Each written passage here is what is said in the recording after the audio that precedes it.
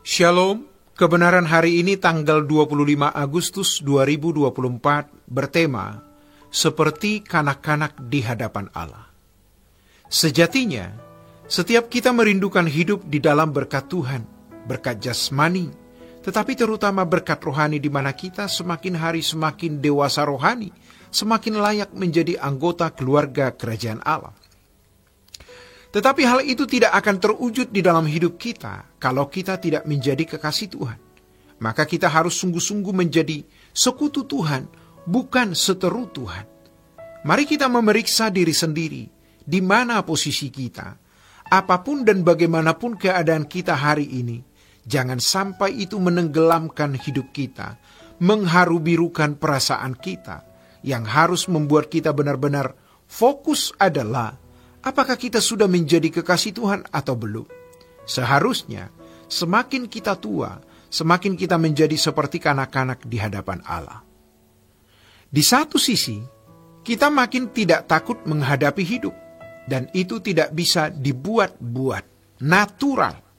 Ketika kita melihat ganasnya hidup, menemukan tragisnya hidup di bumi ini, dan terutama ketika kita menghayati betapa dahsyatnya kengerian terpisah dari Allah, maka kita menjadi seperti kanak-kanak di hadapannya, dan bisa mengatakan dengan tulus, hanya Engkau yang kubutuhkan. Engkau lebih dari cukup Tuhan. Jangan sampai aku merasa kurang untuk suatu hal kecuali Engkau. Untuk yang lain, aku merasa cukup karena aku memiliki Engkau. Lebih dari cukup. Apapun masalah dan kebutuhanku pasti terjawab di dalam Engkau. Bahkan keadaan yang paling buruk yang kualami bukan menjadi keburukan kalau aku berjalan bersamamu. Banyak orang sombong, tapi mereka tidak menyadari kesombongannya. Memang tidak mengucapkan, tapi sikapnya terhadap Tuhan itu sombong. Hari ini mereka merasa aman dan nyaman. Mereka bisa menepuk dada dan berkata, aku tidak peduli siapapun, juga Tuhan. Tapi suatu hari mereka akan tahu bahwa tidak ada yang mereka butuhkan kecuali Tuhan. Sejatinya, kita tidak perlu menunggu meninggal dunia dan membuktikan bahwa yang kita butuhkan hanya Tuhan. Sejak kita hidup di bumi, kita sudah harus berkata, yang kubutuhkan hanya Tuhan.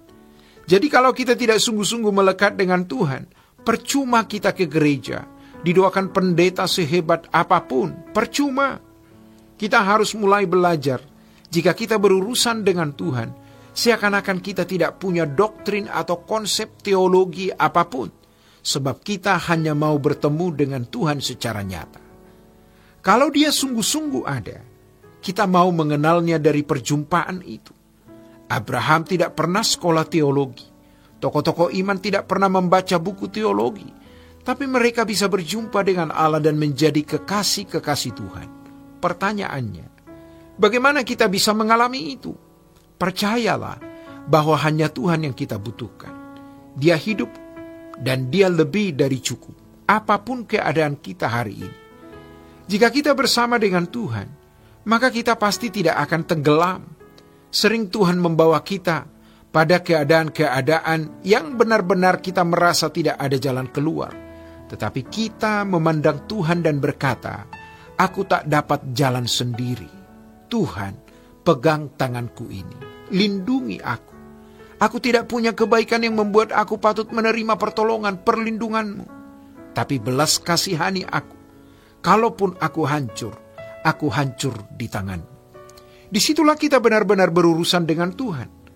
Namun jika kita tidak sungguh-sungguh, tidak bisa. Orang yang mendua hati jangan berharap dapat sesuatu. Ini sama dengan kalimat yang mengatakan, kamu tak dapat mengabdi kepada dua tuan.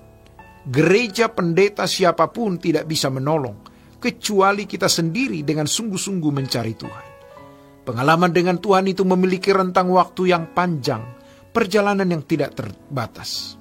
Jadi sekarang, mari kita benar-benar berjuang mencari Tuhan, menemukan Tuhan, dan menempatkan diri kita secara benar di hadapan Allah, dan menempatkan Allah secara patut dalam hidup kita, sehingga kita menjadi kekasih Tuhan. Sejujurnya, belum semua orang percaya sudah menjadi kekasih Tuhan. Banyak yang masih mengikat hatinya dengan dunia, masih menyentuh dosa.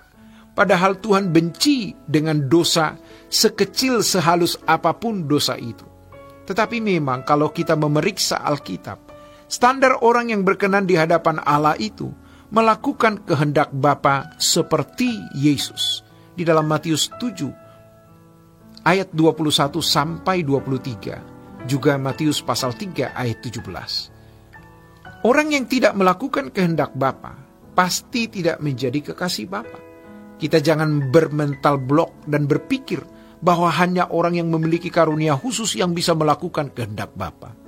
Semua kita harus bisa dan dimungkinkan bisa, karena roh yang ada pada kita sama dengan roh yang ada pada Yesus.